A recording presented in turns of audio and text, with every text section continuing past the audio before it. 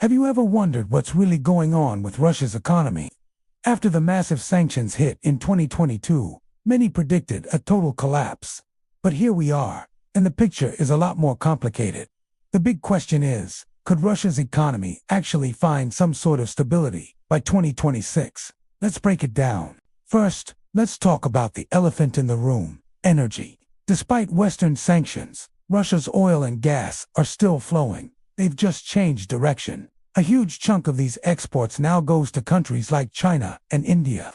This shift has been a lifeline, keeping a steady stream of revenue pouring into the government's coffers. It's not the same as it was, with discounts and new logistical challenges. But it's enough to prevent the immediate financial crisis that many expected.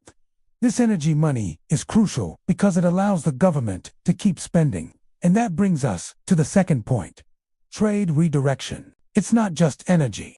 Russia has been actively reorienting its entire trade network away from the West and towards Asia, the Middle East, and Latin America. Think of it like a massive rewiring of global supply chains. Goods that used to come from Europe are now being sourced from Turkey, China, or Central Asian countries. This has created new trade routes and partnerships, allowing Russia to get many of the goods it needs, even if they're more expensive or take longer to arrive. This pivot to non-Western markets has been a key factor in keeping their economy afloat. Next up is the role of the state. The Russian government has stepped in a huge way. They've been pouring money into the economy, especially into the defense sector and social support programs. This massive state spending acts like a cushion, propping up demand and preventing a deep recession. It's creating jobs in certain industries and keeping unemployment surprisingly low. This is a short-term solution, of course, essentially a form of economic life support. It keeps things running for now, but it's not a sustainable long-term growth model. Another interesting development is import substitution. With Western companies leaving and imports blocked, Russian domestic industries have been forced to step up. We're seeing local companies trying to fill the void, producing everything from software to consumer goods that were previously imported. This process is slow and challenging. The quality isn't always there, and they lack the advanced technology that came from the West. But it has stimulated some parts of the domestic economy and reduced immediate reliance on certain foreign products. It's a forced localization that's having a mixed but noticeable impact. However, and this is a huge however, we have to talk about the long-term risks. The picture isn't all rosy. The sanctions are designed to be a slow grind, and their full impact will likely be felt over years, not months. The biggest problem is the loss of access to Western technology. Russia's industries, from aviation to energy extraction, relied heavily on advanced tech and components from Europe and the US. Without them, maintaining and upgrading their infrastructure will become incredibly difficult and expensive. This could lead to a slow, steady technological decay, making the economy less competitive over time. Then there's the demographic challenge. Russia was already facing a demographic crunch with a shrinking and aging population.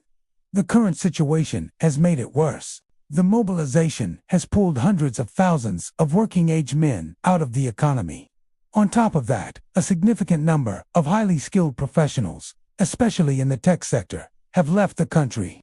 This brain drain and labor shortage is a serious long-term drag on economic growth and innovation.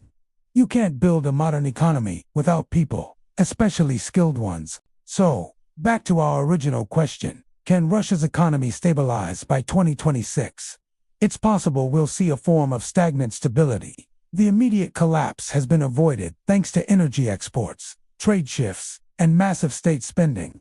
The economy might not be growing in a healthy way, but it could stop shrinking and just sort of flatline. It would be a lower tech, more isolated, and state-controlled economy, but it might appear stable on the surface. But this stability would be fragile.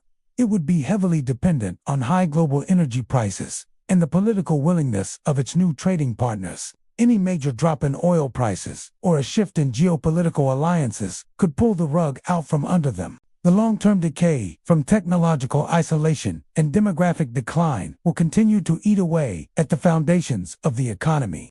So while the lights might still be on in 2026, The long-term economic outlook remains incredibly challenging. It's a story of short-term survival versus long-term decline. What do you think? Will these short-term fixes be enough, or are the long-term risks too great to overcome?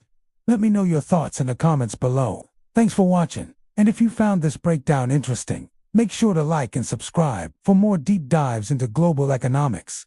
See you next time with more interesting topics.